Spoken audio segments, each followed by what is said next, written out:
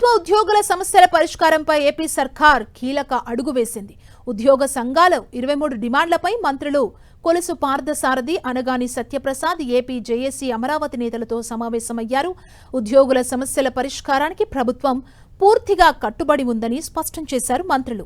ఈ నెల 21న joint staff council సమావేశం నిర్వహిస్తున్నట్లు ప్రకటించారు. రాష్ట్ర ఆర్థిక పరిస్థితిని దృష్టిలో ఉంచుకొని ఉద్యోగులకు న్యాయం చేసే దిశగా ముందుకు వెళ్తున్నామన్నారు మంత్రి కొలుసు పార్థసారథి. ఆర్థిక శాఖ మంత్రి పయ్యావుల కేశవ్తో మరోసారి సమావేశమై డిమాండ్లపై చర్చిస్తామని వెల్లడించారు.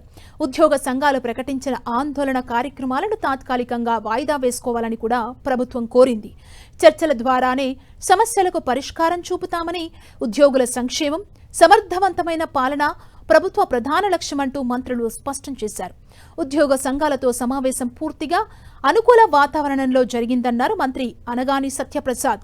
ఉద్యోగులు లేవనెత్తిన ప్రతి అంశాన్ని ముఖ్యమంత్రి దృష్టికి తీసుకెళ్లి పరిష్కారానికి కృషి చేస్తామని తెలిపారు. ఈ సమావేశంలో AP JAC Amaravati chairman Bopparaju Venkateswarlu సహా వివిధ ఉద్యోగ సంఘాల ప్రతినిధులు పాల్గొన్నారు. ఉద్యోగుల సంక్షేమం, పెండింగ్ డిమాండ్స్, సేవా సమస్యలపై ప్రభుత్వానికి వినతిపత్రం అందజేసి త్వరితగతిన పరిష్కారం కోరారు.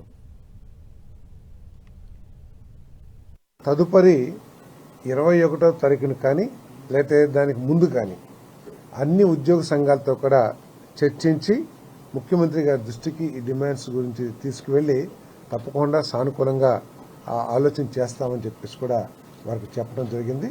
వారు కూడా ఈ సమావేశం పట్ల సంతృప్తి వ్యక్తం చేసి త్వరగా మీటింగు ఏర్పాటు చేయమని చెప్పేసి ఫైనాన్స్ మినిస్టర్ గారు కూడా ఉండే విధంగా చేయమని చెప్పేసి వారు కోరటం జరిగింది. మరి ఫైనాన్స్ మినిస్టర్ గారు మరి ప్రీ ఆక్యుపైడ్ ఉండటం మూలంగా, అంటే ఇంపార్టెంట్ మీటింగ్స్, ప్రభుత్వానికి సంబంధించి మీటింగ్స్ ఉండటం మూలంగా ఈరోజు రాలేకపోయారు.